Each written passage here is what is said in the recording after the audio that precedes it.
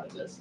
And of course, AmFest, which we already started to send out bids for those headline artists.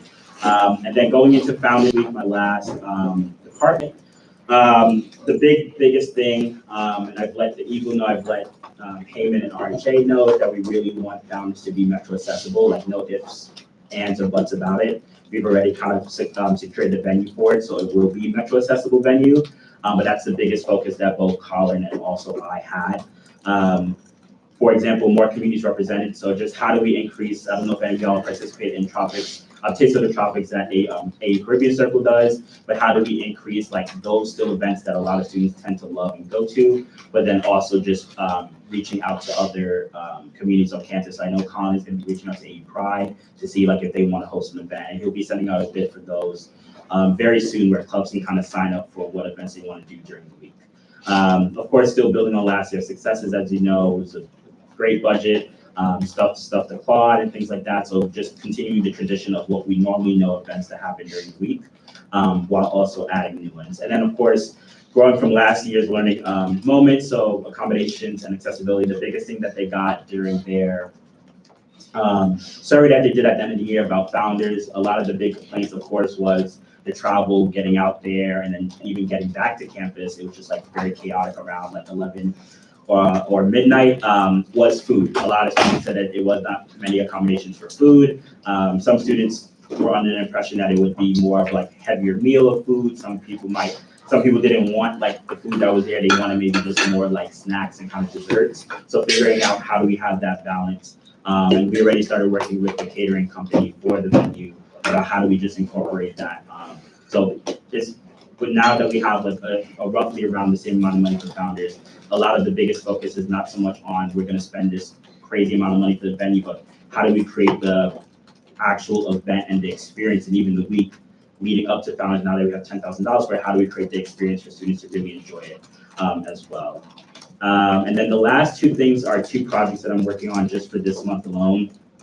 The first one is the Student Leadership Roundtable, which I'm looking to have it in October 23rd.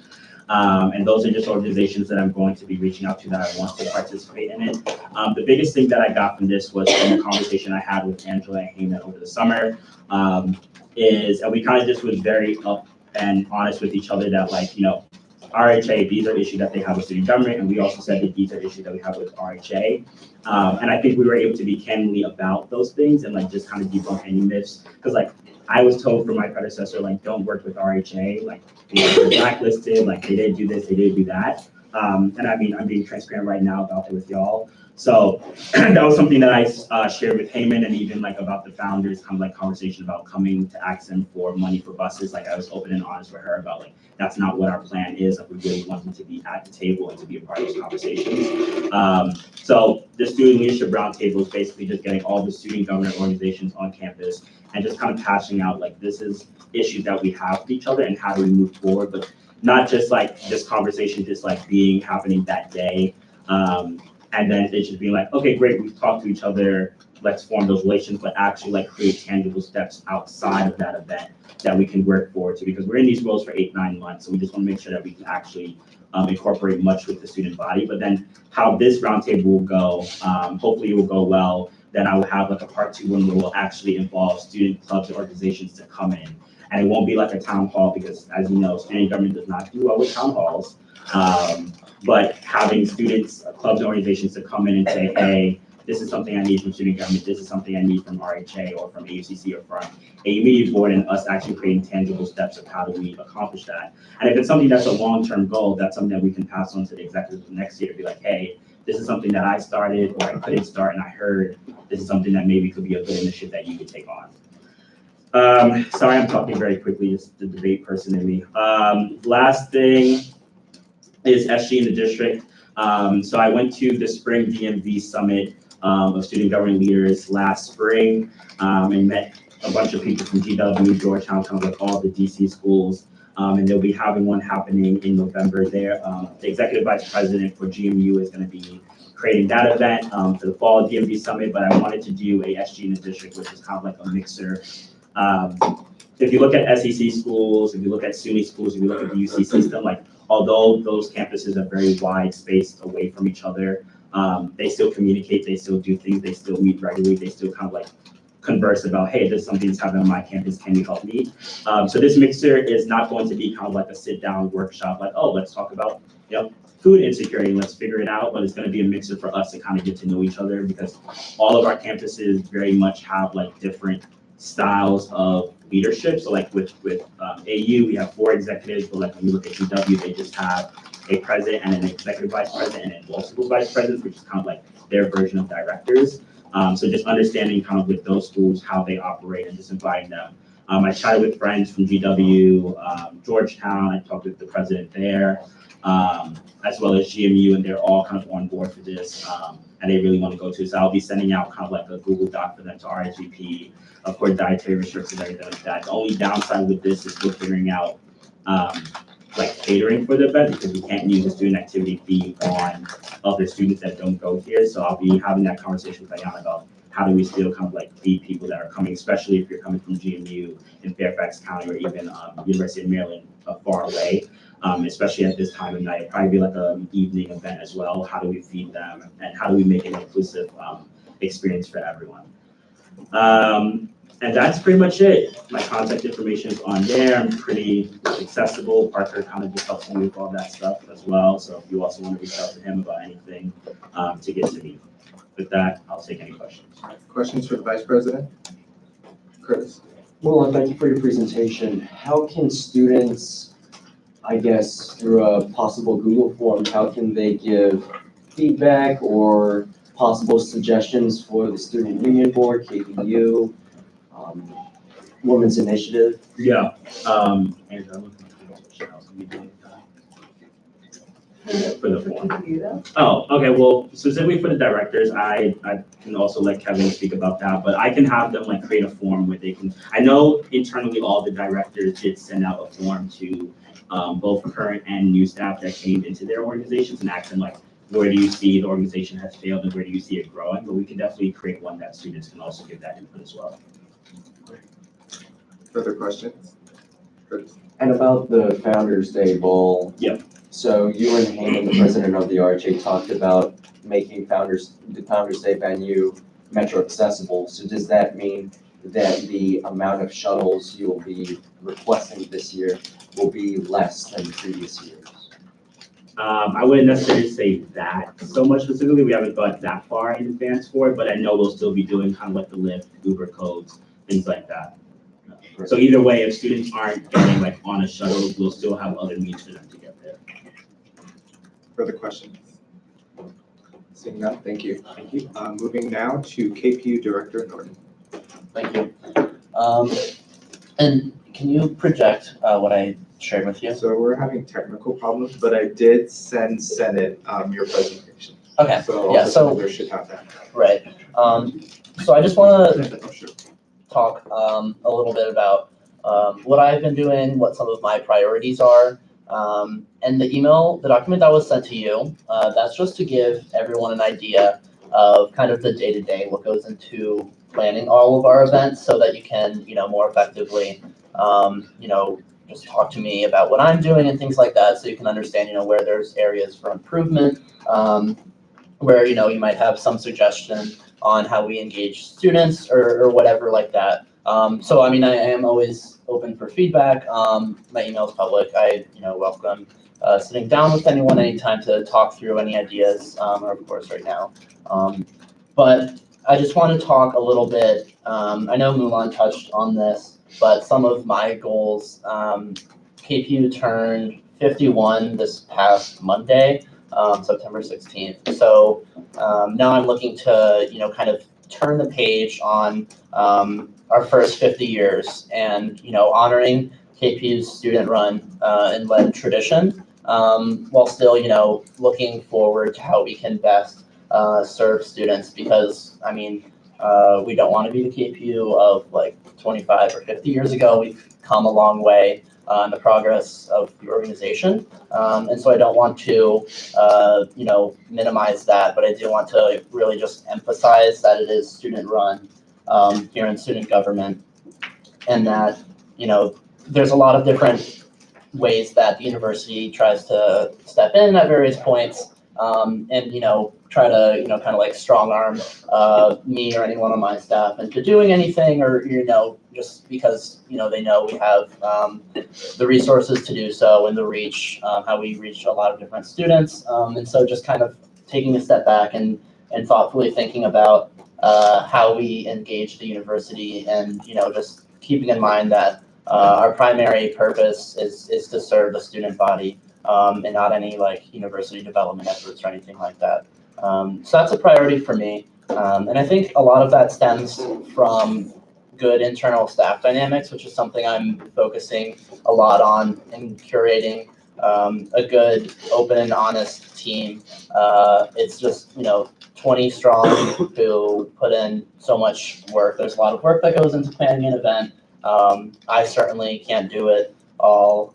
So, I do have to lean on people who are in PPU to pull their weight, and just making them feel welcome and, open to feedback and criticism and things like that. I think that's just something that, will be reflected in our external image by being internally open and having those discussions. So if you want to pull up the document that was shared, I see a lot of people are on it. So this is just kind of like how we go about even planning an event.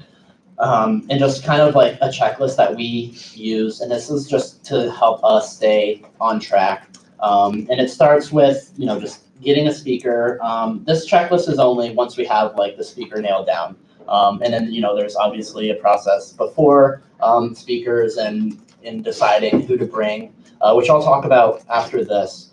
But if you just want to look at it, I'm not going to go through it word for word, because everyone can read here, I'm assuming. But yeah, so that's just kind of like what we do. So I just think that's something to keep handy. If you want to look at it, that's 100% up to you. But I'm beginning the planning process for the spring calendar right now, because we're working with the Center for Student Involvement to plan events further in the future, because there's a lot of strain put on various offices in the university that we depend on, who rightfully don't like when we, send them a contract to be processed in like one day because we have to launch the event like on Tuesday or something like that. That's we can't expect that of people.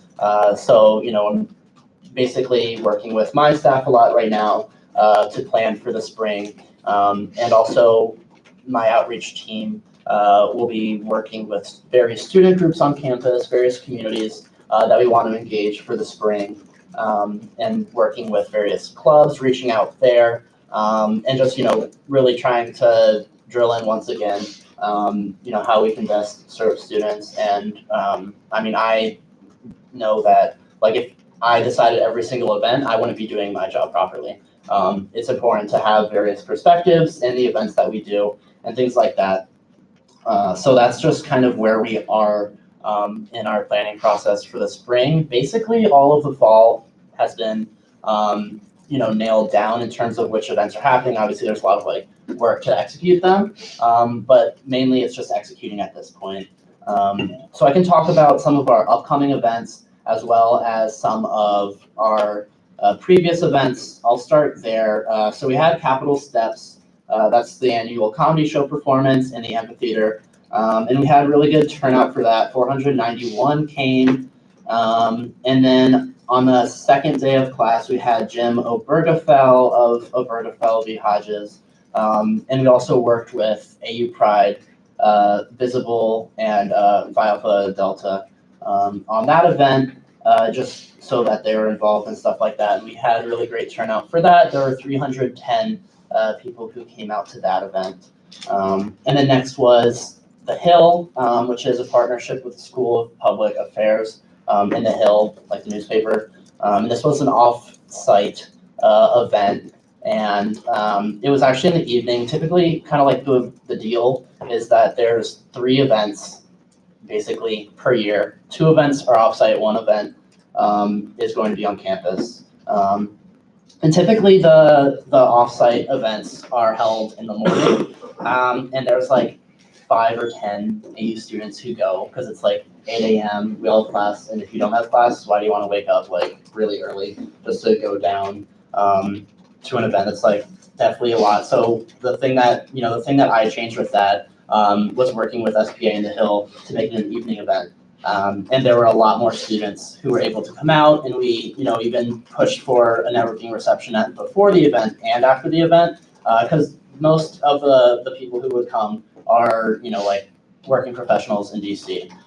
So it's cool to provide the opportunity for students just to get involved with DC. A lot of freshmen came, so it was really neat for them to interact with members of Congress and various professionals in DC and stuff like that.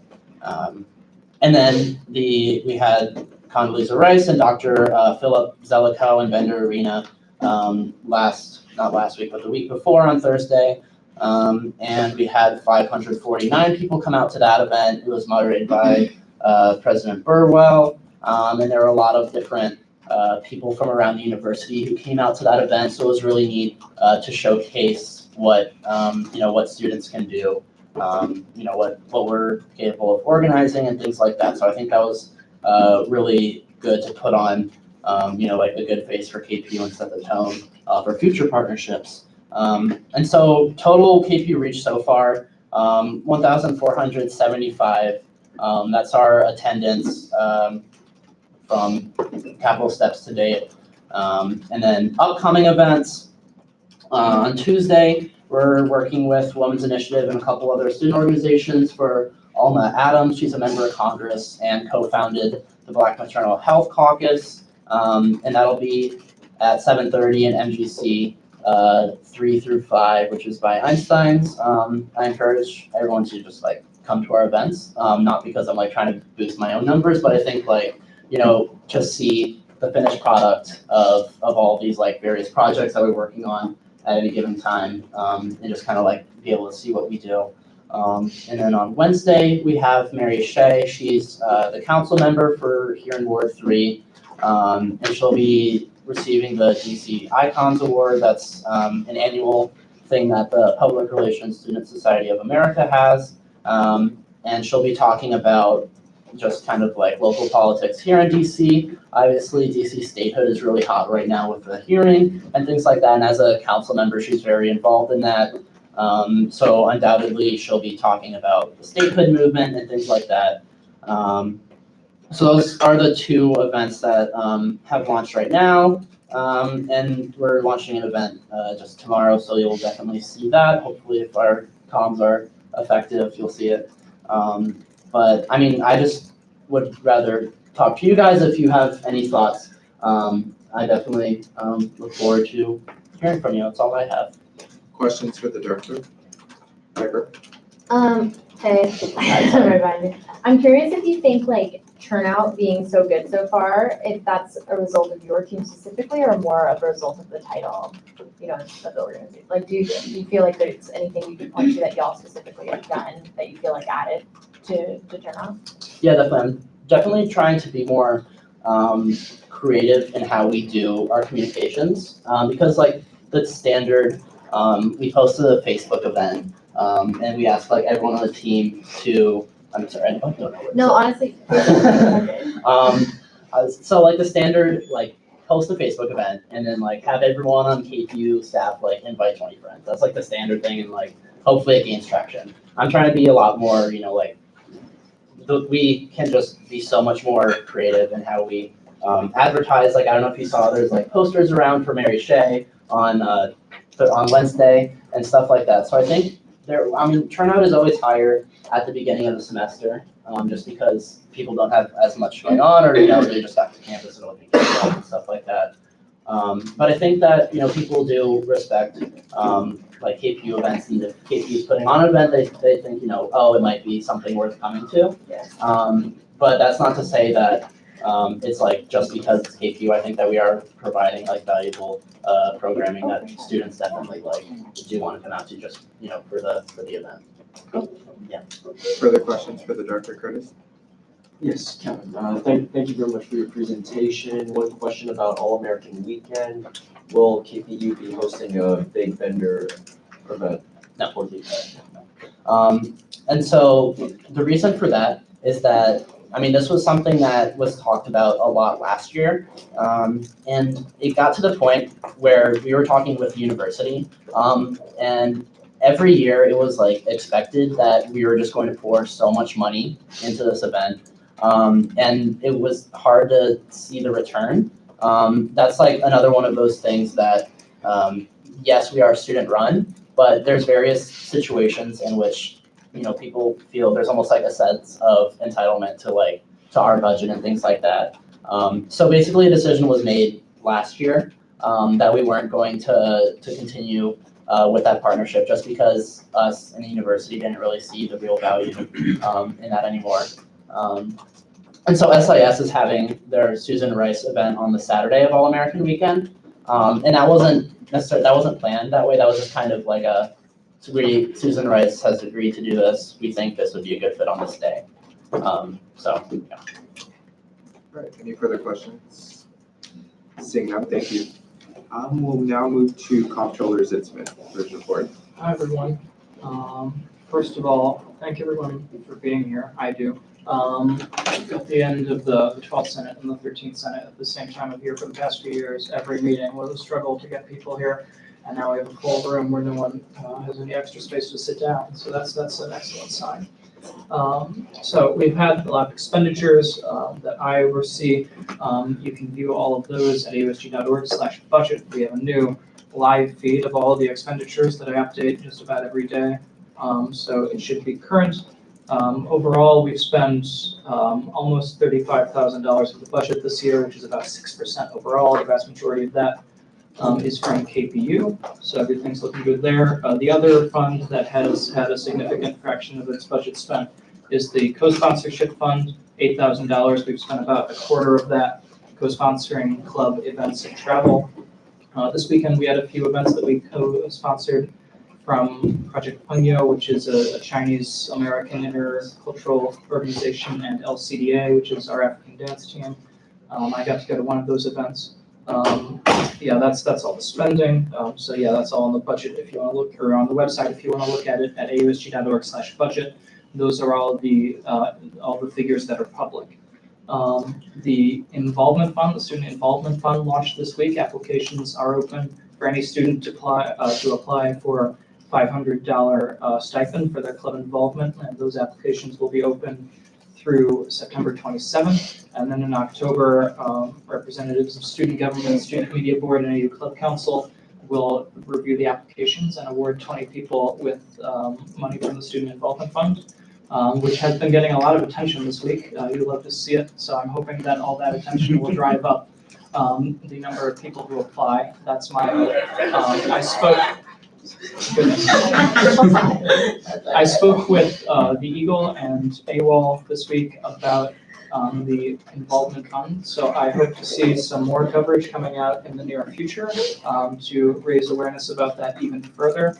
And I've also been talking to some students about things that they want to see tweaked about the funds moving forward. So BAC, which is the committee, the budget advisory committee of those 3 student organizations, can talk about that perhaps at this meeting where we're reviewing applications, and also we can talk about it at future meetings. So I'll just keep those in the back of my mind.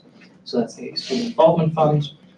Tell your friends to apply, or if you don't get a stipend, you can apply as well.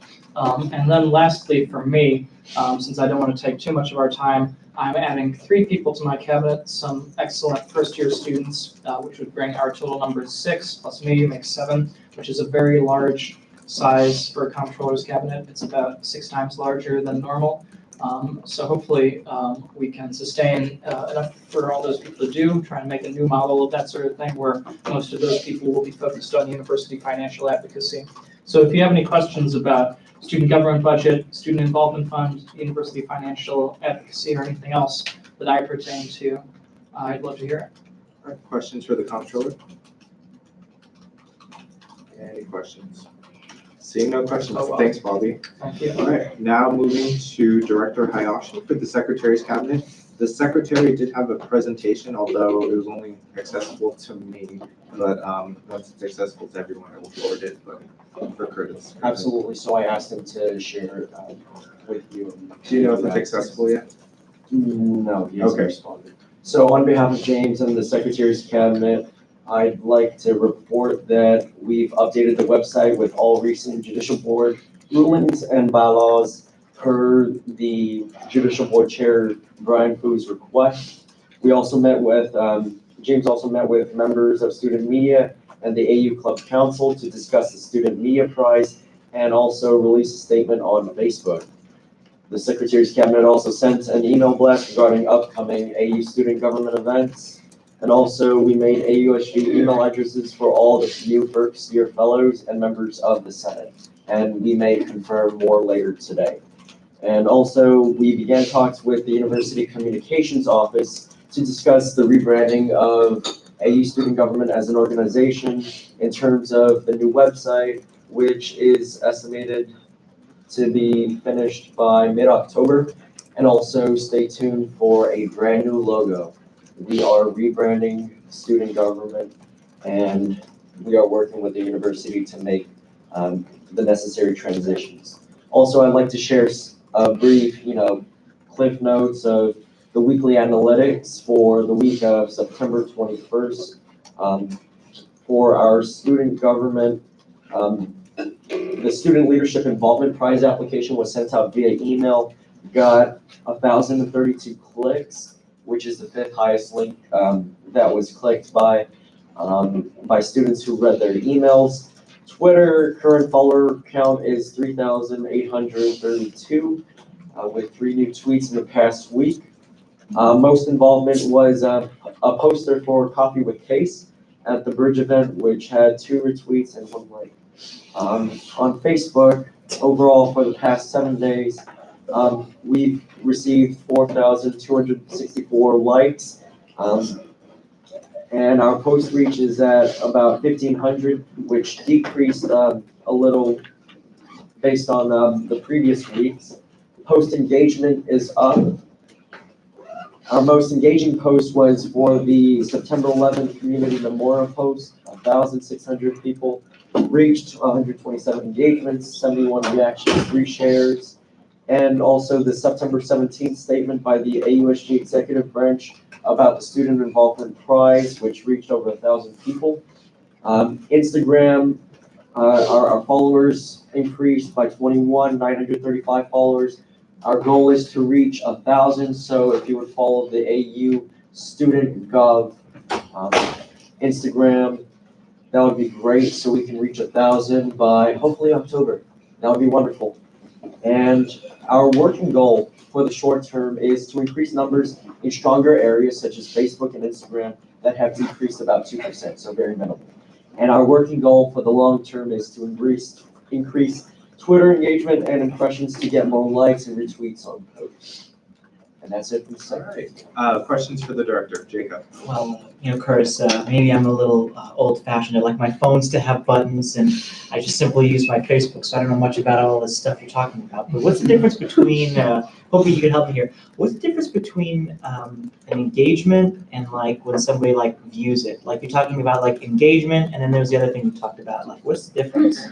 Right, so an engagement, it's basically that the social media user interacts with the post, whether it's, sharing it, liking it, commenting on it. And an impression is just like, oh, they saw it, and then they're scrolling through their feed. So that's the difference. Engagement is like they clicked, they did like they reacted, Yeah. like this, like the smiley react. Or And the, impression is only they saw it. So like, I see you, right? And then an engagement would be like, I shake your hand and. or you give me a thumbs up, right? Thumbs up, absolutely, that too. Thanks, Curtis. So I hope that explains the difference between You got an it. impression and an engagement. All right, any further questions for the director? All right, seeing no further questions, thank you, Curtis. Thank you.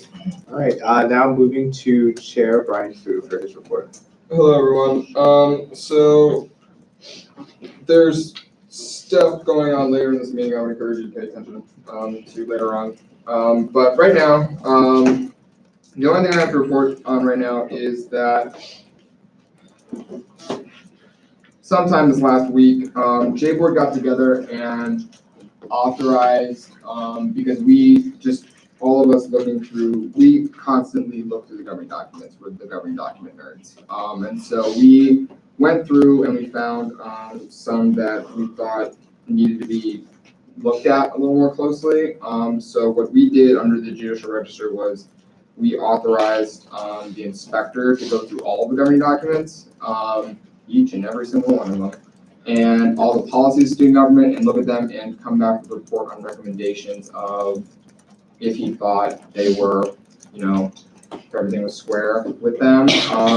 He sent me the report and said he found problems with all of them. And so there were 6. So he filed inquiries on all of them. I have accepted all 6 inquiries on merit, and those decisions will be out before next meeting because it has to be within 5 days. So, yeah, I think that's it. If you don't right now, but when we get to it later, have the judicial register ready because I think there's going to be a big conversation about that. I can take any questions. All right, questions for the chair, Bobby? First of all, would you mind at least giving that report from the inspector to the Senate? I feel like as the people who maintain the governing documents, it's relevant for them. And second, is there a way if people, like the Senate, for instance, or other people in the organization, would like to at least go to these hearings or, normally at hearings, you have people to be heard, present at the hearings. I'm just like, it seems that the judicial board is having these to just kind of like purely internal things where there's no space for argument. So what is to be done about that? So if the judicial register that I proposed today is passed, there will be no hearing required for inquiries that only deal with the constitutionality issue or legality issue. So that will be addressed after the judicial register is either passed or disproved. The issue you run into is when we get inquiries about constitutionality or legality, we don't know if we held a hearing, we wouldn't know who to have on the other side. Like, let's say someone brings up, one of them was in the bylaws. So the inspector, Chase, would come to the hearing, and who would argue the other side? We could have everyone, we could advertise that everyone can submit, reports that they want and their opinions and everything, but who at the hearing would get up there and talk? Who represents the bylaws? Is it Angela? Is it Sean? Is it someone in here? Like, we don't have any procedure for doing that. The hearing formats are for if you have accused someone of violating the governing documents. So that way there's 2 sides. But I can absolutely send the report to Sean and have it sent out to state government. Any further questions for the chair? All right, seeing no further questions, thank you, Brian. Right now, moving to the report from Elections Commissioner Vahidi. Afternoon, everyone. A lot of you should know me because I was actually the last year too. Just want to basically say the election, I'm meeting with Anna Wilson on Wednesday morning to talk about the timeline. Just to give you a rough idea of what I'm thinking, it'll probably be very similar to last year. Info sessions will start first weekend of October, maybe second weekend. Only wrinkle is I'm getting deviated septum surgery the first weekend of October, so I may not be able to host information sessions that weekend. If I push it back to the second weekend, then it does mean that the election would take place over Halloween, so I'd probably push it to the weekend or week after Halloween, so campaign will be a little longer than normal. If anyone has any thoughts on that, I'm happy to hear it. Once I finish talking. And then I also had some comments on the referendums that I'll hold until we get to discussion of those bills. A couple other things. So I spoke with Judicial Board Chair Fu before the meeting, and we just chatted about some concerns that he has with the elections policy book regarding wording that's a little too strict, overreach of power. A lot of the stuff dates from before I was here, so I hadn't really been aware of it. So whatever rulings J Board issues, whatever they find, I'm supportive. I'm happy to work with them and work with Senate on making changes as needed. My priority was getting the elections policy book out and ready at least for this upcoming election. And the one that you'll see later today is the exact same one that's been enforced for the last year, so no change to note. Lastly, if anyone knows anyone who'd be interested in election stuff, please, please, please have them reach out. The Elections Committee, Policy Committee has been short on people for 2 or 3 years now. We have 2 vacancies. I believe they are both appointed by the speaker, the 2 vacant open spots. And it's a really great, like, low time commitment, just easy way to get involved in some government. That's how I got involved, was with the Policy Committee, and I'm Elections Commissioner. So please, if you know anyone, have them reach out if they're curious about city government, but they don't want to get too involved. It is a great way to start, and I would love to have a full committee. Yeah, so if anyone has any questions for me, otherwise I'll probably speak again during the policy book and when I have comments. All right, questions for the Elections Commissioner? Curtis? Iman, do you have anyone involved with elections right now? Because I know there were, first-year fellows. Do you have something of the equivalent for elections? So I don't have fellows. I just have the policy committee, which is basically, it's like, I do the day-to-day, and then we have a 5-member board. It's me plus 4 others, 2 appointed by the president, 2 appointed by the Senate Speaker, who certify the elections and are supposed to work on like broader policy questions and write policy. We have 2 members right now. They're both presidential appointees. That being said, they haven't been that active in membership, so I'm going to speak to them about whether or not they still want to stay on the committee. But yeah, that's the kind of the election brain trust that we have. Who are the 2 nominees, and were they nominees of Angela's? The 2 current members. One was nominated by President Torriente, so that was 2-3 years ago, and then the other was President Dubson. Yeah, so did you want the names too, or? Sure. See, I haven't met with them since Are they last spring. seniors? One's a senior and then one's a junior. Junior's name is Michaela Peters. She was appointed by President Dubson.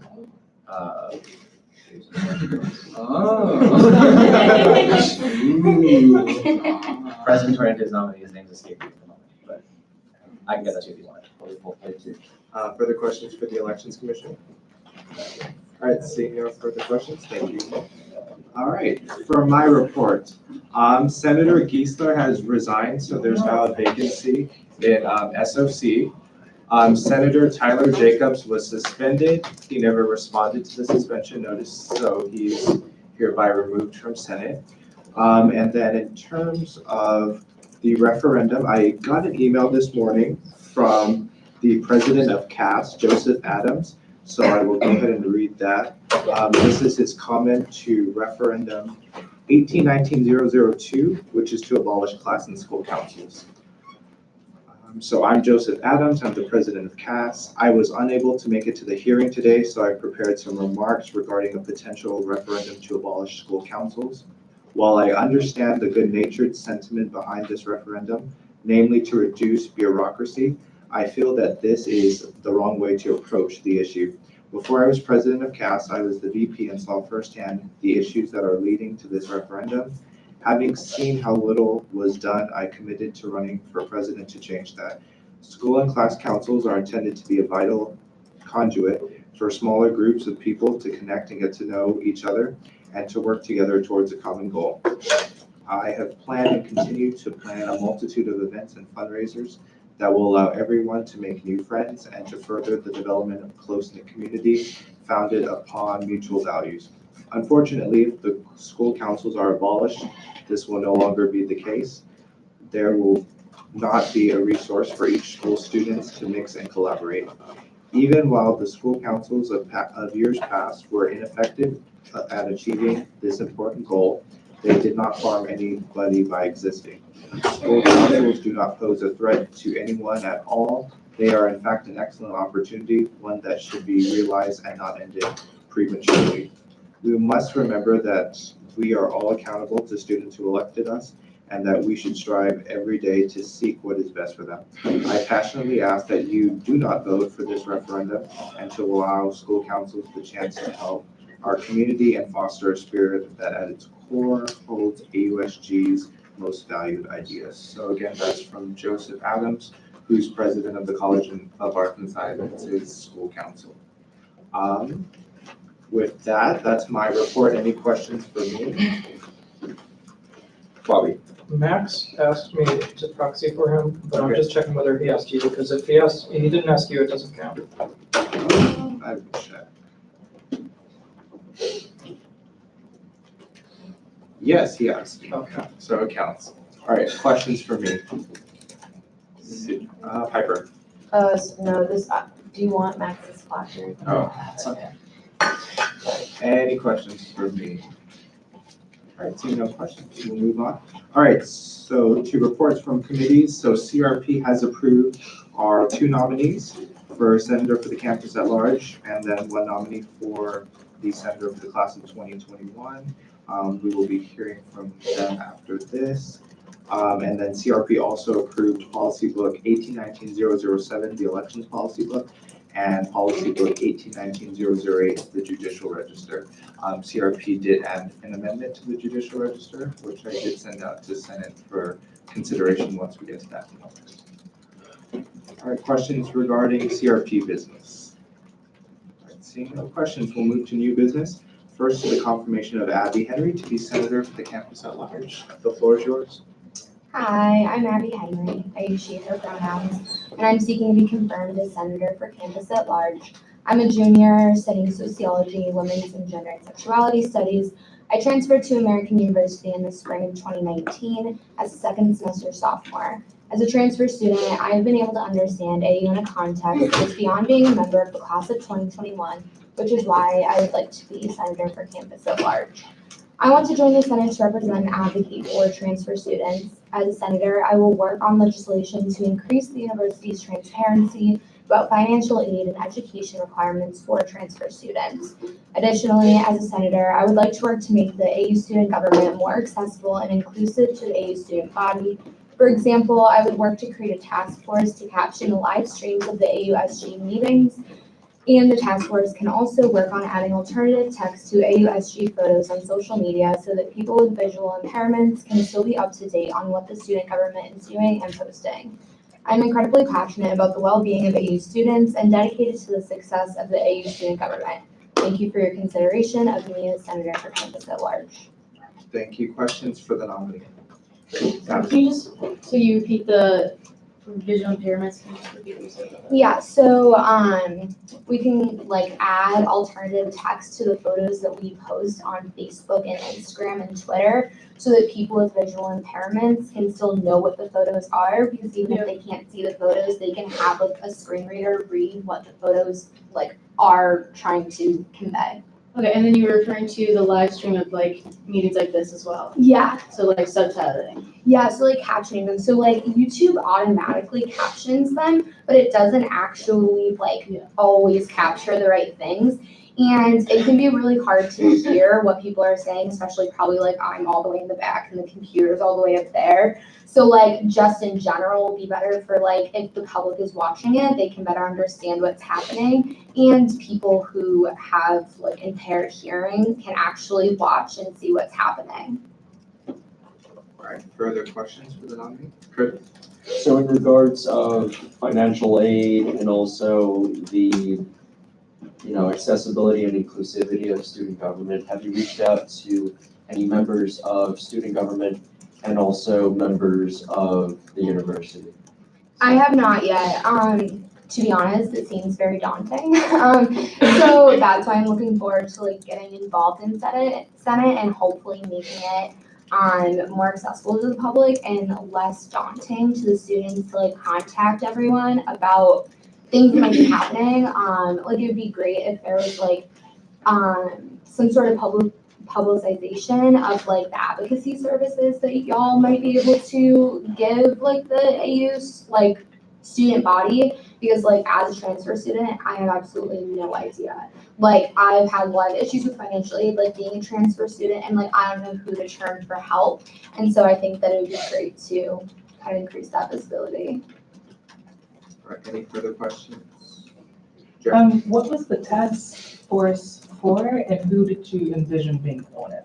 Yeah, so I envision the task force being for like accessibility in general, and that can mean a lot of different things. I imagine like whoever wants to be on it can be on it, just something very open. And it just kind of being a discussion about how we can make the, you know, Senate and student government more accessible. I would love to have like people with disabilities or people that the task force would impact most represented on the task force. If we can get somebody maybe from ASAC, or someone who's like super involved in ASAC to come and like speak to us, or maybe even like come and be a part of it, I think that would be awesome.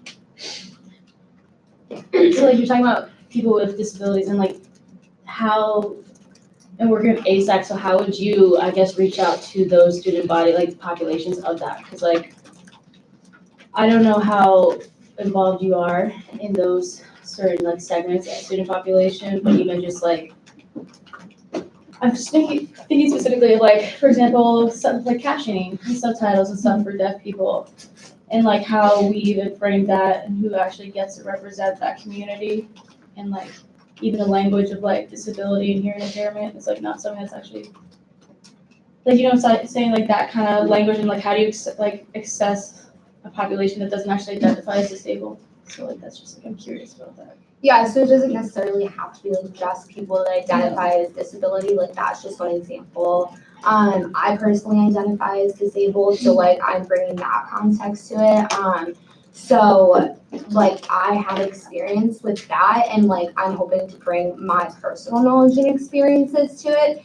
And I definitely would like to get like anyone involved who this might impact. So yeah, like maybe if I'm not aware, but maybe if there's like some type of organization on campus that where like deaf people get together and like anything like that, or if there's like organizations on campus that like advocate for accessibility, like it'd be great to like get them involved in that. So I'm not exactly sure, but I think that's a great thing to think about. Further questions? Chair. I just have one more question about the task force. Would that be senators or would it be open to the general public? I think it should be both. I think that it would be amazing for it to be open to the general public, because as senators, we do represent the, you know, AU student body, but the senators don't necessarily represent all of the identities and the experiences of the AU student body, so it would be awesome to have just anyone be available to it. Any further questions? Alright, seeing none, thank you. If you could please leave the room, thank you.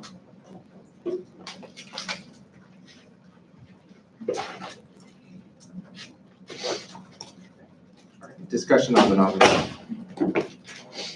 Curtis. The nominee, Abby, has good ideas about how to improve student government in terms of accessibility and inclusion. I think that in regards to the live stream, it is true that at times, if someone's speaking too softly, or, you know, if they're in the back of the room, you can't hear the live stream when you're watching it, and then YouTube won't pick up the words to it. So I think that, you know, she has great ideas, and she can definitely work with you to improve our Senate in regards to those two things, and also, you know, to reach out to, you know, AU staff members in ASAC and other parts of the university. Further discussion on the nominee? All right, seeing no discussion, we'll move straight to vote. All those in favor of confirming Abby Henry to be senator for the campus at large, say yay. Yay. All opposed, say nay. The yeas have it, and she's confirmed. So, yeah, thanks, Yvonne.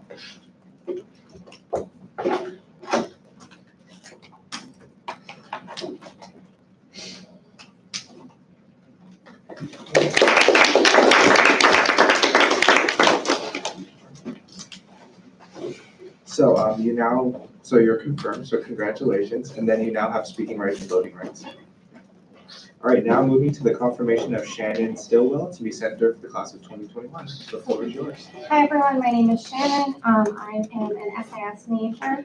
and I'm focusing on national security and foreign policy. When I found out about the fact that there was a vacancy in my class for student government, I was honestly really surprised because we live in such a politically active environment. And so I really want to increase the accessibility and visibility of student government. AU is all about having student change makers, and I think providing AUSG as a mechanism for facilitation is really important so that we're increasing a sense of community and a sense of advocacy within the community. That's good. Thank you. Questions for the nominee? Curtis. If confirmed to be a senator, how would you like to increase community and also advocacy within the AU community? So I think that a really important part about visibility is having people to talk to, because interpersonal connections are what essentially makes a community different from just a common space. So I think that having, well, we already have office hours, obviously, but having tabling, having that kind of accessibility is really important. And things like that, having perhaps smaller discussion-based events on initiatives would also be really exciting, so that students are more aware of what is going on and the policy that's being made. Any further questions? All right, seeing no further questions, yeah, if you can please leave the room, thank you. Yeah.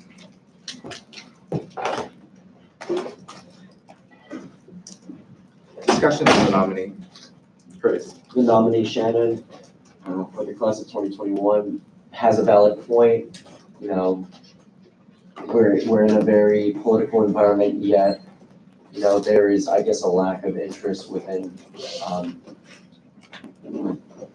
I guess, our Senate. But I see that, you know, that we have new faces in the Senate, and that shows me that, you know, the speaker's doing something right when it comes to, you know, getting his cabinet with, you know, your chief of staff and you know, our staff.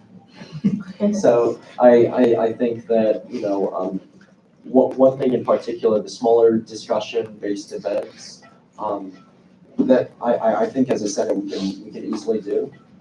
In regards to advocacy, we could, I think, yes, all of our committees are open, right, to the public, except the finance. Finance is restricted to certain members. I think inviting members of the public to come into those smaller committees for a hearing or two, that would be great. Thank you. Any further discussion on the nominee? All right, seeing no further discussion, we'll move straight to vote. All those in favor of confirming Shannon Stillwell to be senator for the class of 2021, please say yay. Yay. All opposed say nay. All right, the yeas have it, and she's confirmed.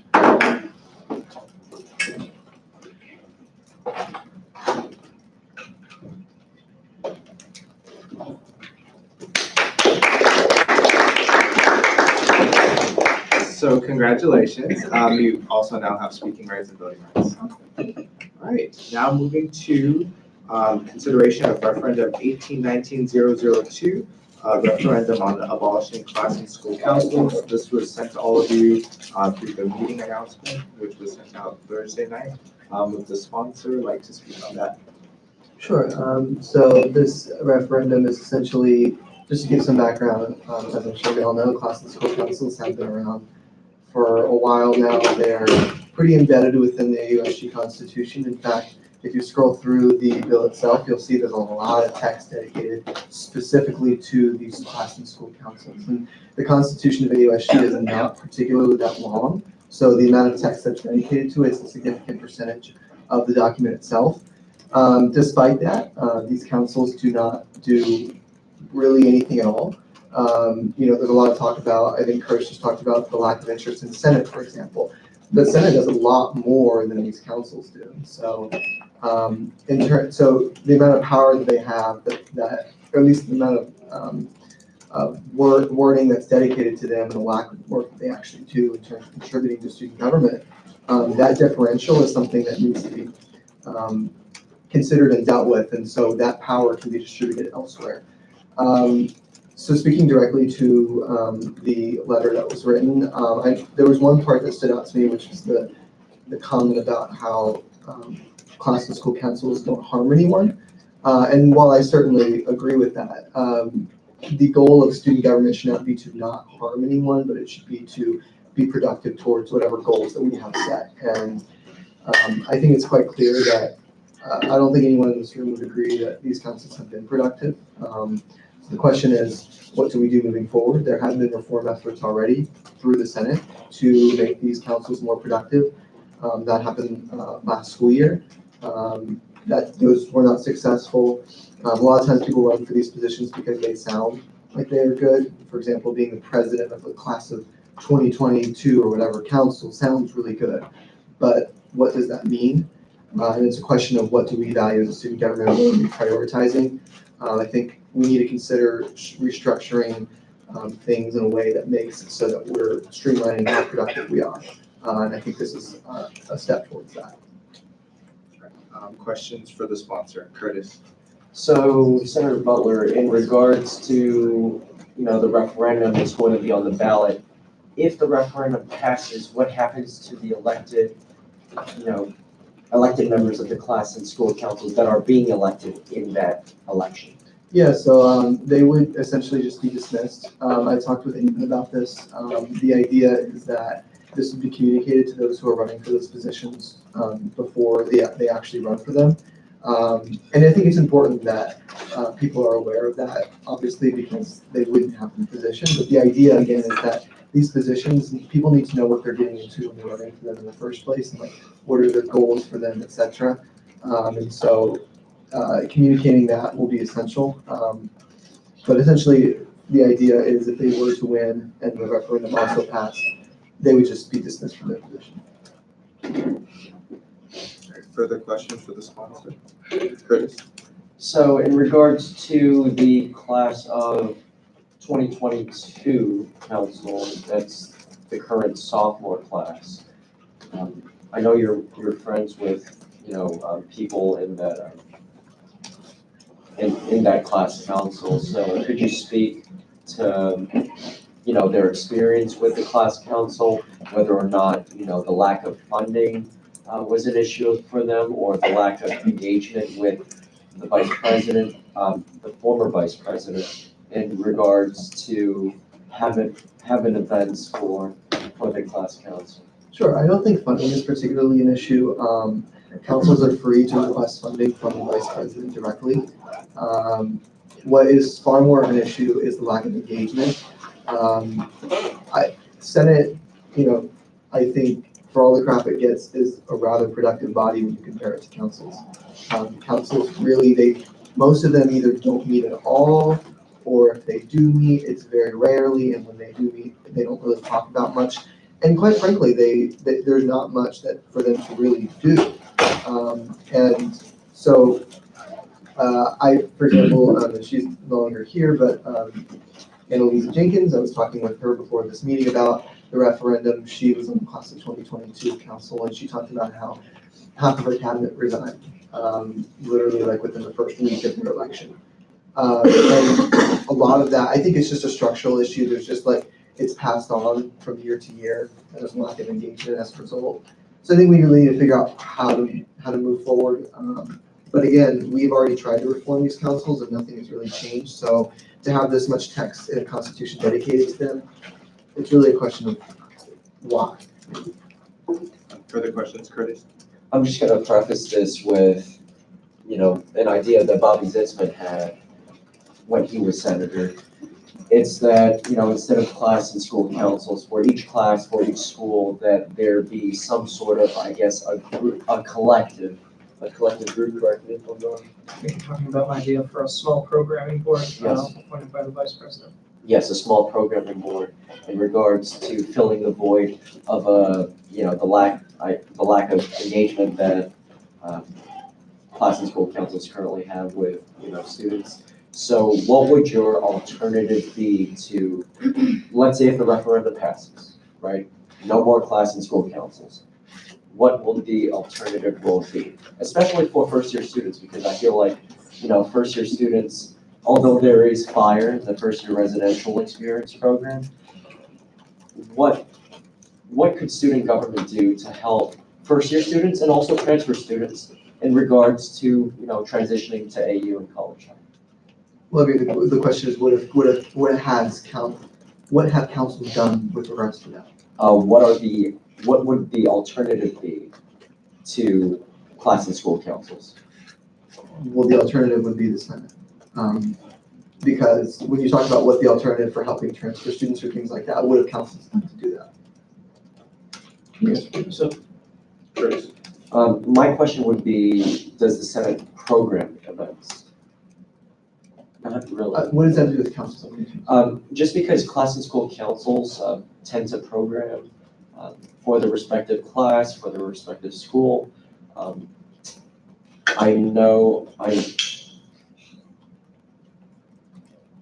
on, You with can- the vice you can president. still speak. I can don't I hear. raise a point of order? Do we have a time on this questioning period? Yeah, 4 so minutes. timing will expire in 15 seconds, Excellent. so. So You the can make it Senate, now. right, what I'm saying is the Senate has more of an advocacy approach to things, whereas class and school councils have more of a programming approach. So what Bobby said, to me last year was, some sort of programming board would be a nice alternative, is what I'm saying. Timing for questioning has elapsed. Is there a motion? Seeing, To extend questioning by 1 minute. all right, a second on the motion. A second. All right, all those in Is there favor? discussion on this? Yeah. All right, I would, Discussion on the motion. yeah, if I may, after questioning, which is strictly questions, we will move automatically into a period of discussion where people can also ask questions of each other. So I would just encourage that we just get on to it. Okay. Any further discussion on the motion to extend questioning by 1 minute? All right, seeing no further discussion, we'll vote on the motion. All those in favor of extending questioning for 1 minute, say yay. All opposed, say nay. Okay. All right, in the opinion of the chairs, the nays have it. Questioning will not be extended and we'll move straight to a period of discussion. Jacob. So I have a few opinions on this, and I apologize if I'm going to be talking a lot, but I think this is really important. So the first thing, the first perspective I'm coming at this from is I'm in huge support of referendums. I believe referendums are an important tool that allow students to give us their opinion on all different kinds of matters. So on that principle alone, I 100% support this in all referendums, just on principle. I think, unfortunately, the public doesn't always get the chance to come here, but when we put something on a ballot, it gives them the chance to voice their opinion, and it also gives both sides on the issue the chance to educate the public, the voting public, on each side, right? So just as we're talking about what is the merit of class and school councils, there's a counter side that if people feel really strongly about, that they'll organize and they'll be able to say specifically why these need to exist. I will just speak from my perspective as the chairman of the finance committee. There's been a lot of discussion about, we would love it if they could get more money, if we could give money to them. I have to say this really straightforwardly, that's just not going to happen. The budget is done in such a way where there's very little movement and very little ability for us to have leftover money, or just money to play around with. This year is a prime example. We don't have really any flexibility except in the case of emergencies with what's left over in our reserve account. So the idea somehow that the argument could be, well, if they just had more money, that's not going to happen. And also I would argue that before they get money, there should have been some kind of build out or whatever of them really demonstrating this need and demonstrating what they could do with some money. So that's just something in and of itself. In my capacity as senator for Cass, one of the largest schools here, I'll just say that I have tried to work with the Cass Council. It is really difficult. These organizations are not easy to reach out to. You would think that they would be, and you would think that with that response, with that letter, that there'd be ardent support. But it's really hard to get to have them be organized. It's really hard to reach out to them, and it's really hard to figure out how you can help them. So on that merit alone, I will definitely support putting this issue to the students, and I will also support probably abolishing them, just saying. Right. So just a point of clarification. Should the referendum pass, like let's say it's passed today, right? And we don't do anything else with any governing documents, the councils would still exist because they're in the bylaws. So if the intention is to abolish the councils, completely wipe them off the face of the earth, the constitutional amendment will not do that. It's a great first stepping point, but the article in the bylaws would have to be removed as well as any reference to them in the bylaws. Because if there's any reference of them, and I just saw a bunch of hands go up, if there's any reference to them, then that suggests that they have to exist. We'll go to London. And to answer your point, Brian, I think the main thing is for us to try to get through this vote first and see how this is, and then looking at then removing it from the bylaws. Do you mean like the vote in here? Or In the here. Okay, In all right. here, So yeah. I was like, if the vote after the Yeah, in here, yeah. yeah. Just to like, because I didn't want to have this referendum be up and also simultaneously bylaws one be up. Yeah, I just want to make that, because I think I told you about Yeah, it. you I told just me want to about it. make sure Yeah, of everyone's course. clear on that Yeah. there has to be action on the bylaw side of it as well. So. So from an election standpoint, personally, I'm supportive of the abolition of the class and school councils just because it's a challenge to get students interested to run for them because they have a reputation, and it seems like it's rightfully earned, of not being very active, not being able to do a whole lot. And the smaller an election is, the less offices available are to run for, the easier it is to convince people to run for what's left. Like it's a smaller pool to choose from, it's not overwhelming. My concern and why I've stuck around is regarding like the time frame for implementation, or the fact that there isn't really one, which is what Senator Butler and I have exchanged emails about, is that as it currently stands, the referendum doesn't include any language specifying when this would take effect. And as I understand it, the Constitution says it would take effect immediately. My concern from an election standpoint is exactly what Senator Butler said, which is that means that in presentations, I have to tell people to run for an office that might not exist. That's especially difficult for the freshman class councils or class council because that's not a special election to fill a vacancy. These would be first-time office holders who are investing a lot of their time into elections because they care and they want to get involved and interested. And I can only imagine it'd be disheartening to them be told as soon as they won their seat that their seat no longer exists. So my suggestion was going to be that the referendum be altered so that the implementation doesn't actually take place until the spring, which is when the regularly scheduled class and school council elections take place. Instead, we just wouldn't hold them, and that would be it. The bodies would cease to exist. However, in prior conversations with the chair of the judicial board, I understand that there are some other constitutional concerns about whether the Constitution would permit that or if it would be ratified at the moment of regardless. So again, that'd be a question to direct to him. But at the end of the day, if it stays the same and the voters approve it, I mean, I can communicate that to the candidates and we'll have to deal with it. But I do think it would be better for elections, the recruiting effort, and getting students to want to run and be interested in the AUSG if this didn't happen right away. Further discussion? Briefly. What is the overall benefit of removing these councils? Like, what made you want to do it in the first place? So, I think I would turn that question and say, what have councils contributed? Curtis, do you know of any programming that any of the councils have put on in the last school year? So last school year, the College of Arts and Sciences, in cooperation with Dean Starr, held like a small sandwich, meet and greet sort of event.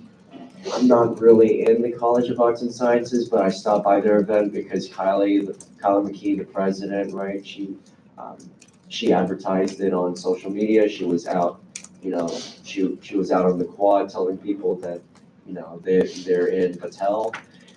In regards to the SPA Council last year, my approach as president of the SPA Council was to attempt to program events, but then I saw the direction of my council going in the direction of supporting existing events that already happened. in, the School of Public Affairs, for example, the election night watch party, which our council, we decorated the entire lobby of Kerwin Hall and we set up the tables and whatnot. We helped out with the events coordinator and, I saw that sort of approach with my council. I do agree with the sentiment though, that class and school councils tend to fall apart in regards to, my council, over half of the members got internships on the Hill in the spring semester, and that's where I saw myself, saying, what can I do to keep this council still engaged and active? So, I really liked what Aiden said about how there is only a certain, there's a certain size of the pool of interest. So when you have a really large bureaucracy, there's only so much to go into that. Especially when we talk about first-year students and getting people involved and engaged and excited about AUSG. When you have so many positions to run for, and it turns out that a lot of those positions end up falling apart or don't do much, it creates a situation where you have lost potential for the organization itself. We need to be making sure that our recruitment for the people who are interested in joining AUSG and have never been involved before is directed in a way that is the most productive and does not follow past history of loss of engagement. So I think that's really the benefit that would come from abolition. Yeah, I just want to say a couple things again. So first of all, just in response to the CAS event, I think it's important to also note that Dean Starr put up all of the funding for that came out of the budget for the College of Arts and Sciences. So that's not like a special, that's not like something where they got the money. That was like they still had to go to the dean and ask the dean, and we're very lucky that Dean Starr is a nice guy and everything. But I would also just say, I want to make sure that this conversation is not about us talking about whether or not we're in favor of abolishing or not. It's whether or not we are going to pass legislation that in effect asks the public what they think. And yes, the undertaking of that, if they say, yes, we want to abolish, would be a lot. But I think you can also treat it as a advisory opinion, right? And that if they say that they are not for this, then it's the task of this body to then implement what they have said. I also just want to say, I understand the point being made about it being disheartening, being a first-year student, running for something and then finding out that that position that you ran for is no longer going to exist. But I just have two things that I would say in response to that. Number one, I would imagine it's even more disheartening putting a lot of energy into running for something and then entering that position and finding out that it's like there's really nothing you can do, and then all of the things that you said you really wanted to do, you can't do because it's just a largely ineffectual position. But also I would imagine it's also harder to administer a broader election where it's class and school councils in the spring when they would normally take place, and then have to reach out to all those people and say potentially that those positions don't exist anymore, as opposed to just doing something in the fall. So that's just something that I would add my 2 cents into that, but just making sure that this conversation is still on track when it comes to we are debating whether or not to put this question to the students and not asking whether or not we think it's a good idea. And then Bobby. Yeah, just clarify real quick. I supported being on the ballot now. I just meant that I would want it so that it would cancel the spring election for the class and school council, so that there wouldn't be anyone running in the spring. Right, that's what I'm saying. Yeah, okay. That's Make sure on the same page. not that it's to make sure that it's not on the spring. Yeah, spring so, ballot. yeah, so I wouldn't want it on the spring ballot. I just want to keep it on the fall ballot. Alright, so first, 3 things, just really quickly to put a fine point on Wrigley's question. The harm of school councils is the opportunity cost of not having those people involved in a more effective way. Class and school councils are a very poor way to be involved in student government, having been president of the school council last year, or class council. To Eamon's concern about these people being disheartened once they find out that their position has been abolished, I would just respectfully suggest that you say, hey, by the way, people at this info session, if you're interested in running for councils, know that they might be abolished, and I encourage you to run for Senate instead. That'll be the current plan. Yeah, and then my last point is that one thing that this amendment does is say currently, as the system exists right now, when Sean appoints someone to fill the Senate, if it's for a school seat, he has to get the permission of the school president of the council, and it's for a class, he has to get the class council president. And this amendment takes out those, but then it leaves for at-large Senate appointments, the president of student government, so there's no at-large class and school council, has to give the approval in the place of what the council president would normally do. So I would suggest if anyone is interested in that, like where we have, if this amendment is ratified, where there's just one class of senators that needs to be approved by someone other than the Speaker of the Senate. Maybe also take out the president from that too, to make it more parallel. So there you go. Further discussion, Jeremy? I guess I just want clarification on like how this would work. So if the referendum passes, it abolishes the class and school councils, but it technically doesn't at the same time. Right. I guess that's what I'm confused about. So the referendum is to abolish the school and class councils in the Constitution. Okay. So it needs to pass by 2/3 here, and then it needs to be passed by 2/3 of those voting in the referendum. Mhm. After that, the things that Parker has struck from the Constitution are gone. But the bylaws still have sections that say the school and class council exist. So I think what Mulan said is that the intention is to get the referendum passed today, whatever, and then Next week. have something in to get rid of the article in the bylaws. So both of those would have to pass in order to get rid of the school and class councils entirely. Okay. If one passes and the other doesn't, they still goes. Okay. Well, and if 2/3 of students voted to abolish, then obviously the natural progression would be the Senate would follow through on that by passing the bylaw. Curtis? Okay, so in regards to the referendum, Jacob, really simple point. It's a referendum. We're debating the merit of the referendum. I say yes, let the referendum move forward. The only concern I have about it is, the election period, like, you're basically telling people they're running for an office that might not exist, after their election.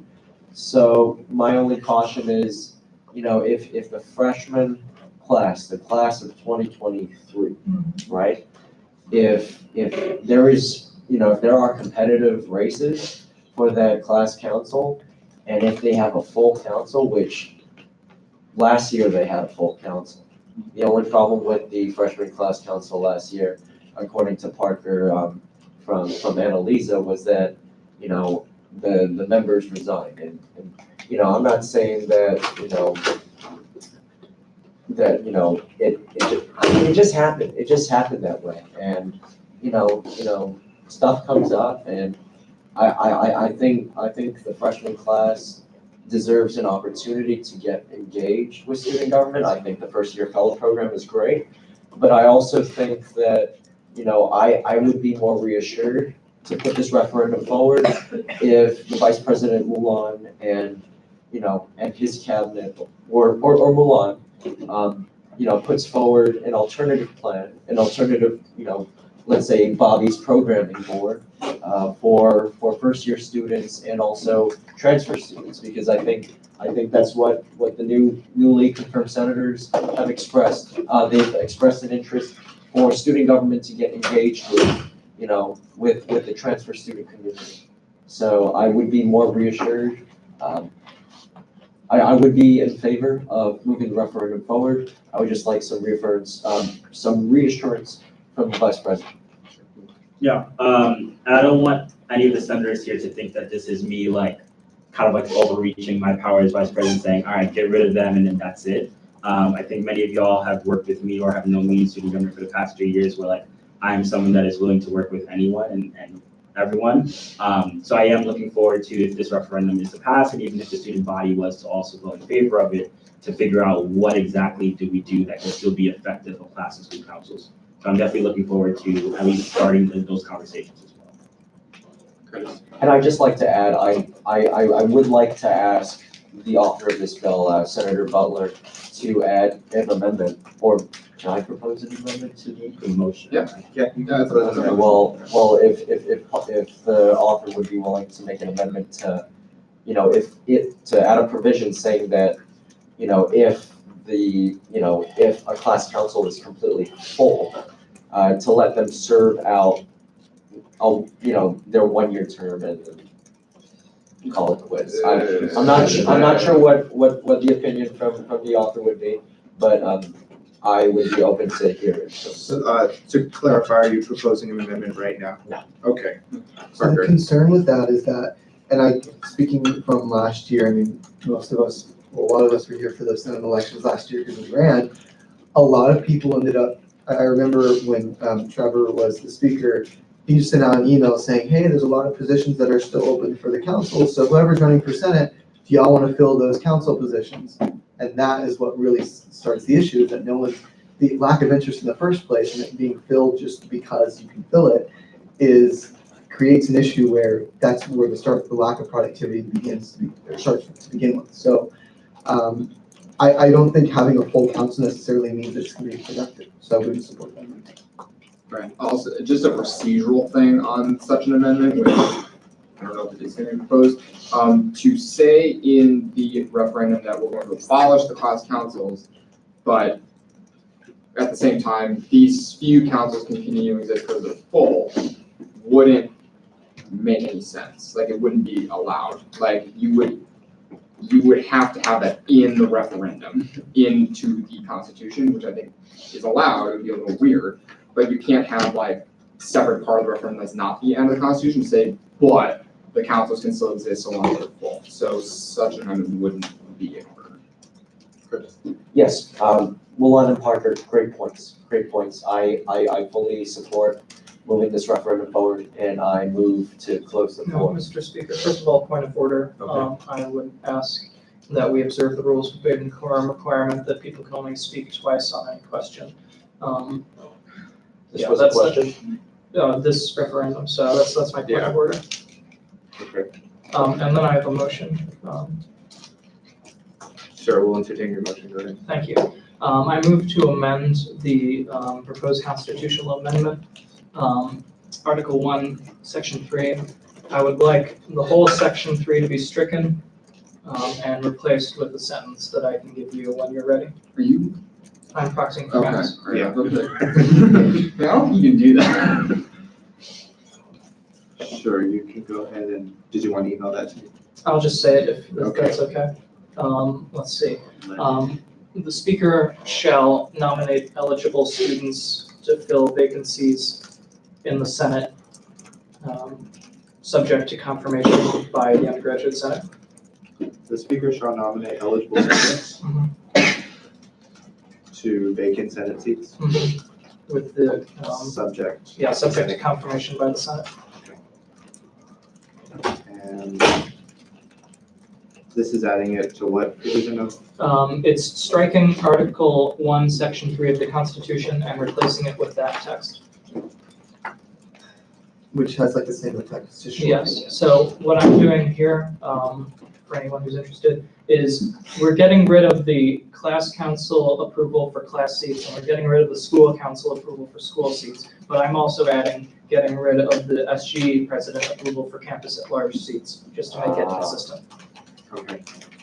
Is there a second on this amendment? Second. Discussion on the amendment. Okay, seeing no discussion, we'll move straight to vote on the amendment. So the amendment is to strike Article 1, Section 3 of the Constitution and replace it with the following phrase, quote, "The speaker shall nominate eligible students to vacant seats, subject to Senate confirmation." So all those in favor of that amendment say yay. Yay. All opposed say nay. Okay, the amendment passes and it will be added. Okay, further discussion on referendum 1819-002 as a whole. Okay, seeing no further discussion, we'll move straight to vote. All those in, and then just on a clerical point, it's a 2/3 in order to pass this referendum. So all those in favor of moving to pass referendum 1819-002, which is a referendum to abolish class and school councils, say yay. Yay. All opposed say nay. All right, the yeas have it, the referendum is passed. Okay, now moving on to referendum 1819-003. That is a referendum on improving the Senate schedule. And would you like to speak with that? Yeah, so last year we, still the Senate session, but last school year we had a bylaws commission, and through the changing the bylaws, we edited the Senate schedule so that it would essentially start at the very beginning of the spring semester rather than right after the fall elections. The elections would take place at the same time in fall, but what that change did was make it so that you would have, there's usually about like 2 Senate meetings after the elections during the fall semester with the new Senate before the next semester. And it just allows those newly elected senators to kind of shadow the process and kind of become more familiar with their newly acquired responsibilities before they actually take them on. And it also just makes a lot more, just kind of make more sense. You start the Senate legislative calendar at the beginning of the semester and you end it at the end of the following semester. So after we passed that in the bylaws, it was ruled through judicial board that essentially that was not allowed because the Constitution, which is above the bylaws, has it so that the Senate schedule happens immediately, or the legislative calendar begins immediately after the fall election. So what this will do is just make that a constitutional change instead of just a bylaws change, and essentially continue what we had already voted to do last semester, but just make it so it's allowed in the Constitution. Thank you. Questions for the sponsor? Seeing no questions, we'll move straight to discussion on referendum 1819-003. Discussion on the referendum. Bobby. I think it's a great idea, which is why I tried to do it in the first place. But I also have an amendment that I would like to move. Sure. Really easy, I can give you the text when you're ready. There's one sentence. I'm ready. All right, so insert one sentence before the currently yellow sentence to say that elections for the undergraduate Senate shall occur in October or November, subject to the discretion of the authority responsible for administering elections. So elections for the undergraduate Senate shall occur in October or November. Subject to the discretion of the authority responsible for administering elections.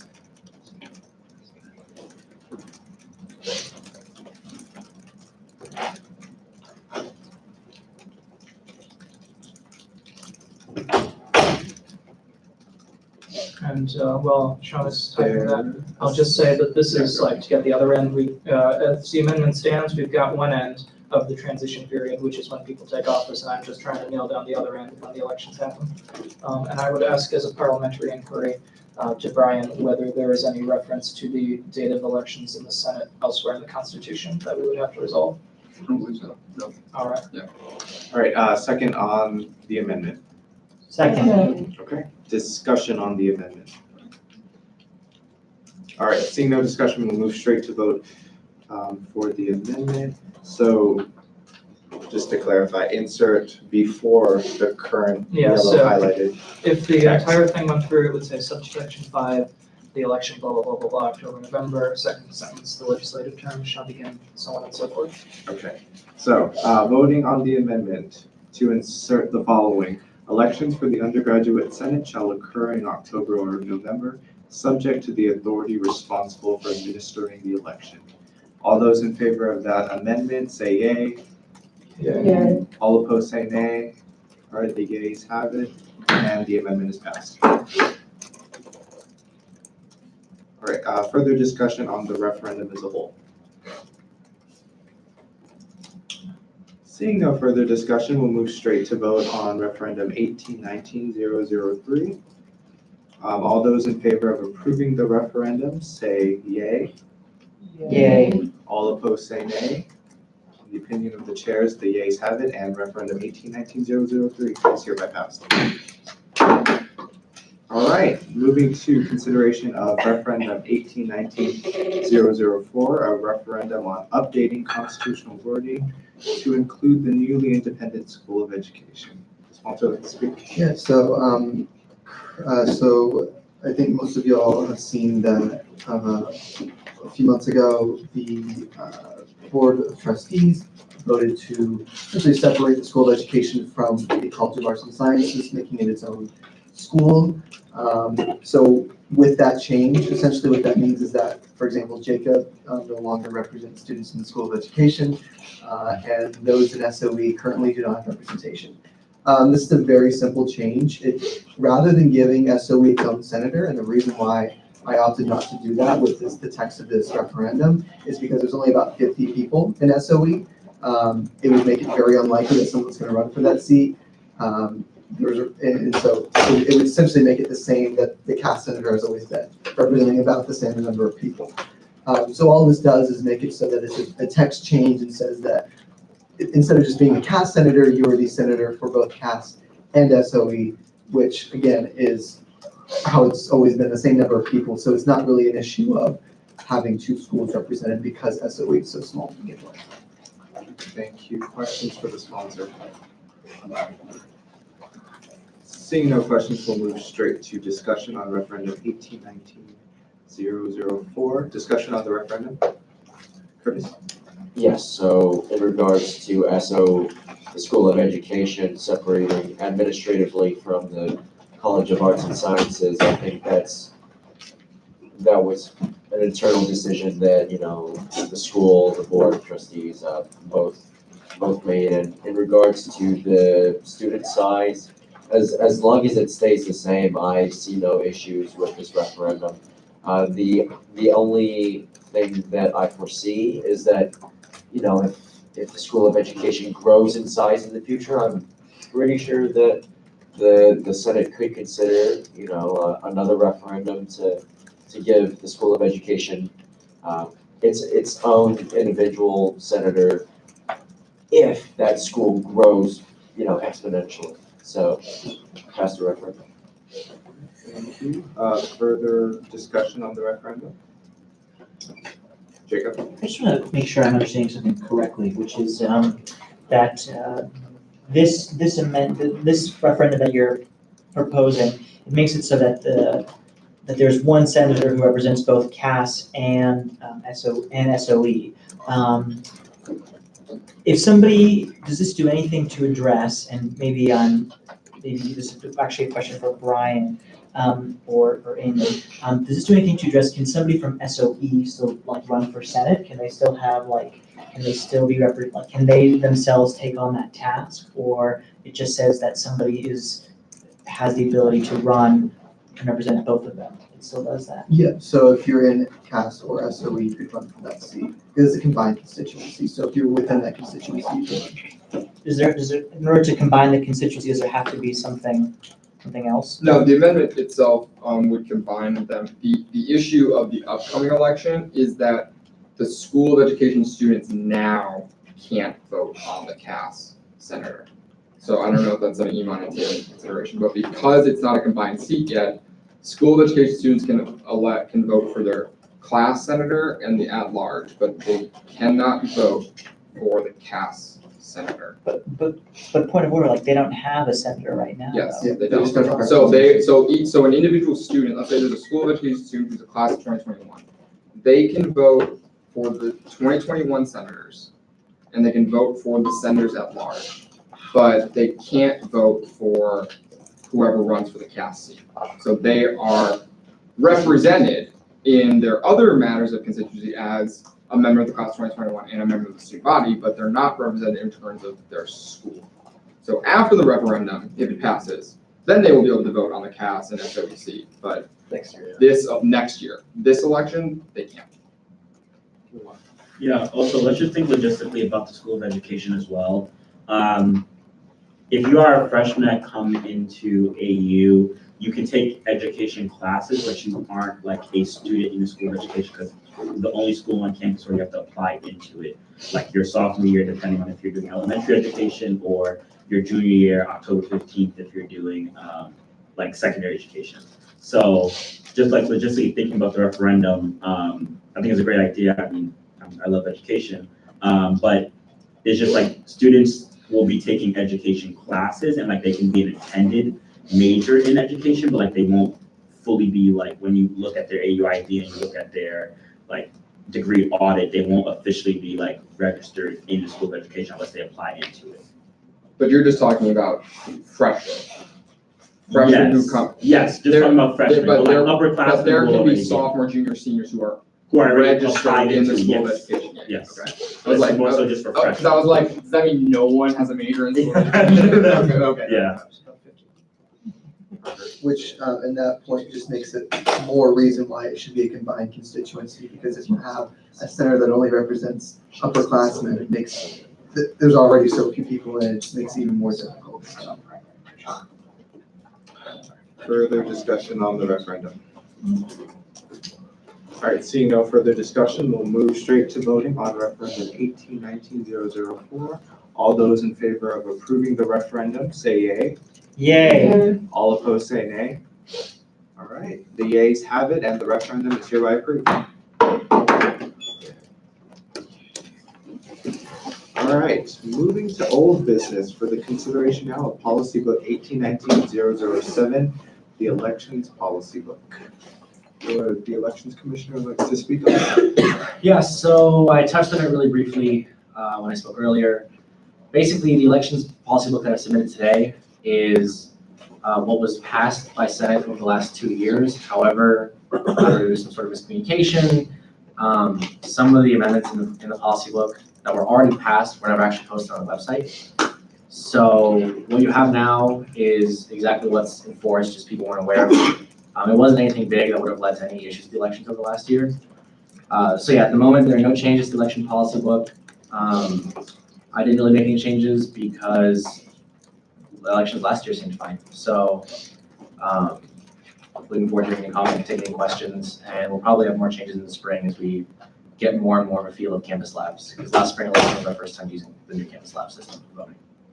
All right, questions for the elections commissioner?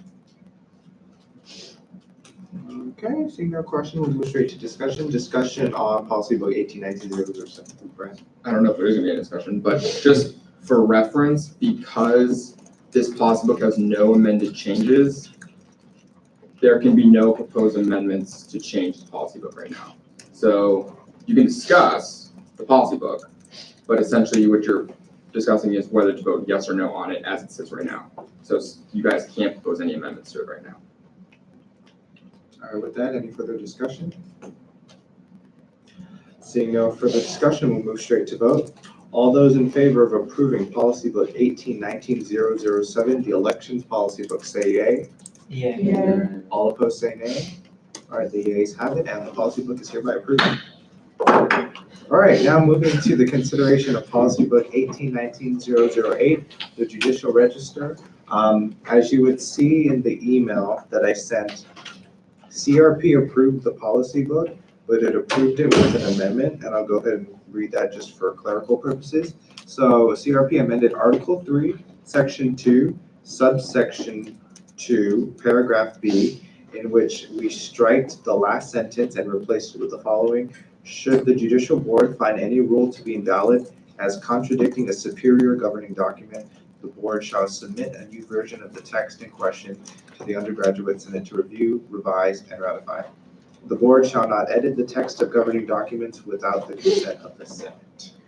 With that, Brian, if you'd like to speak on the judicial register as a whole. Yeah, so nothing in here is terribly controversial except the one part that CRP edited. And there was an extensive conversation over it. Everything else is pretty much the same. I made some edits to how hearings are held. I made some edits to I moved some things around, procedures on hearings, things like that. This phrase, this provision we got caught up on. The original wording, which you can pull up, it's from the email, it's from the original email from the 16th meeting call. The original amendment said, should the board via a binding judicial opinion find a particular action, legislative, executive order, or any provision in any student government documents or policies in violation of the governing documents, it shall be considered null and void and removed from its document and or barred from execution and enforcement. This is all the byproduct of what we did in the summer when we got an inquiry about the bylaws saying that the Senate term began January 1st. And so J Board got together and we voted that it is unconstitutional, and so we removed it from the bylaws. We had to do that again with another provision.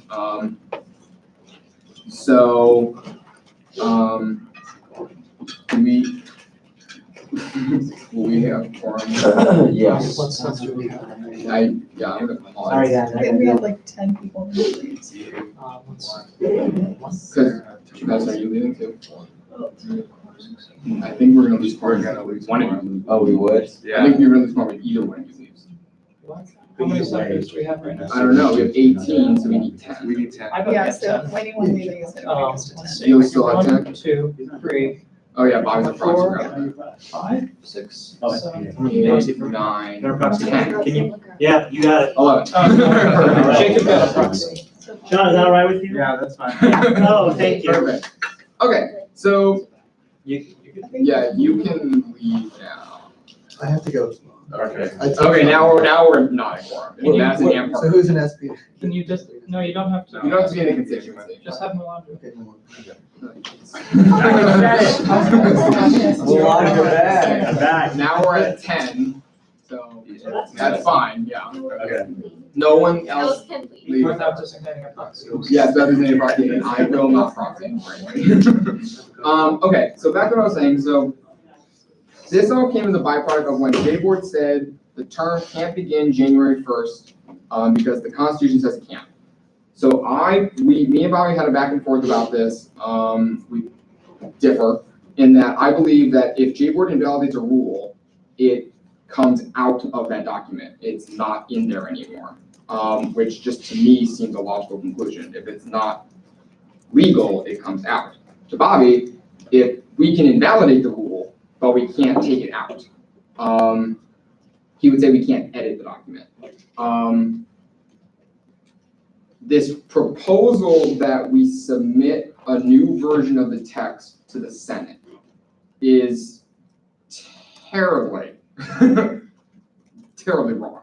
Because Can I raise a point of order, Mr. Speaker, that the judicial board cannot express opinions on legislation like this? I would raise an exception in that I am the proposer of this legislation, and I'm the maintaining official. Alright, go ahead. Okay. So, because the judiciary, because we're an independent branch, we can't submit legislation to Senate.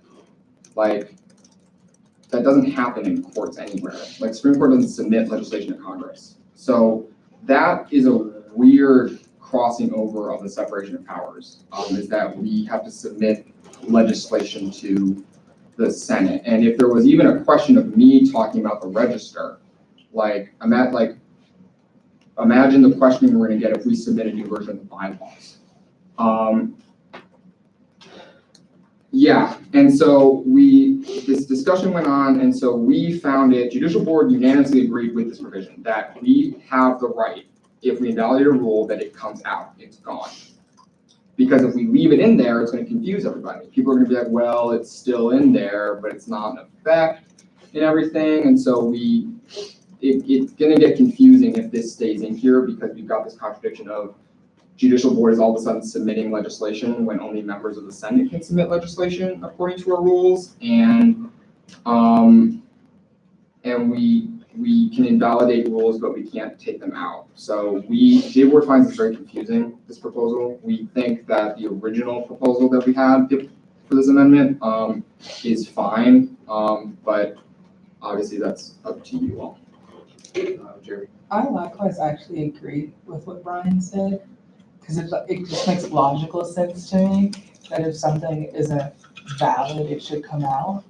And like he was saying, I don't think the judiciary should get to put and offer legislation per se, so I actually agree with the original. All right, seeing as it's questioning period, I will ask Brian whether this is what I said at Oh, no, CRP. we're discussion.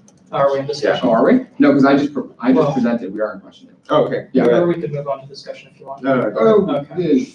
Okay, There are so questions. this is what I said at CRP, Brian, that my position is that, to answer what you just said, like the only reason we have this proposal thing in here is because we have to deal with the text that's left behind by a rule. The original problem was the judicial board has decided that they have the authority after finding that a rule is invalid, which everyone is on the same page on. The question is what happens to the text. Right now, the judicial board is under the impression that they can edit the text. And that's a problem for me, and it was a problem for the Senate when they ratified this amendment, because that allows them to make decisions. Because often, if they're invalidating a rule, there's not going to be any clear textual ramifications. The judicial board, if they were to edit the text of documents, would have to make a choice.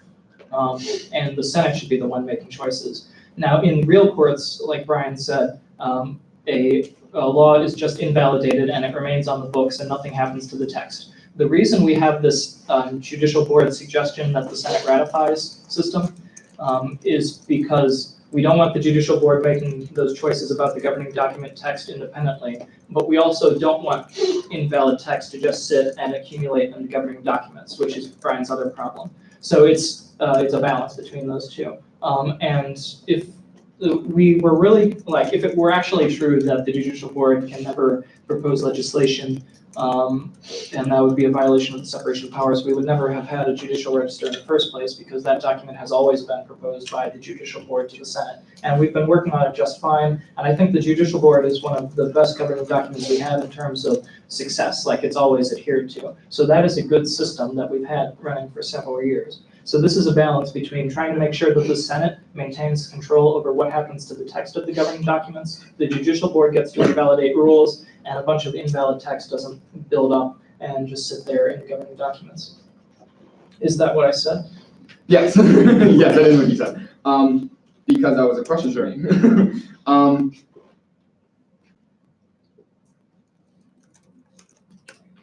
So I totally understand the suggestion of Senate should have the right to edit the documents, and we're not taking that away from you guys. We're not taking away your ability to amend, things as you see fit.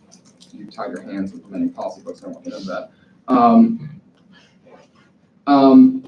It's this issue of again, the judicial board proposing legislation that legally doesn't make any sense. So that part in and of itself is, to me, problematic. And then you've got the other issues that we submit a version of the text of the document. If Senate doesn't approve the change we said, then the invalid rule will remain in the document. And all of a sudden, we're going to have people questioning, well, it's in the document, but Jay Wood said it's invalid, but it's still in there, kind of thing. Like, it doesn't, like, yes, what the courts do is that they keep the law on the books, kind of thing. Yeah, we're not the US system. We can determine our own systems here. Jay Board's the final authority on things. We get to interpret the governing documents. That's our function. So I would suggest that this amendment get taken away and the original provision amendment gets put back in. Timing for questioning has elapsed. Is there a motion? We'll just move in. All right, seeing no motion, we'll move straight to discussion. Discussion on the referendum, on the policy book. Jeremy? So what if we went back to the original and offered a new proposal that if they knocked out a piece of the text or whatever, to send that over to us, and then we create whatever we want to put in that place? Well, that's basically what we're doing right now, Okay. is they submit a new document to us and the Senate figures out a new rule. Now, the Senate couldn't just put in the same rule again because it's invalid already. It's already null. You can't enforce it. But this proposal system is just so that the Senate gets to decide what is the path that's chosen. Because if the rule's invalidated, it would often be the case that there are several different ways that you can go forward from that. And the judicial board should not be making those choices. Further discussion on the policy book. Bobby? I have, aside from this textual editing discussion, I have a few other problems with the judicial register, and it's generally all under the theme that the judicial board is creating a lot of power for itself to act independently without any outside involvement or input on this some of this stuff is in the current amendments that are being proposed right now. Some of them were added to the judicial register last year. But there are things like that, the fact that the judicial board can issue injunctions outside of an inquiry without being asked. The judicial board outside of an inquiry can just vote unanimously to suspend someone in student government. If they're if they're considering the validity of a rule, they don't have to have a hearing about it. There are several things in here where the judicial board can just act independently without all of the things that we would expect from them to get both input and observance from other parts of the organization, and I find that concerning. So I don't think we have the time or wherewithal to go through all of those right now.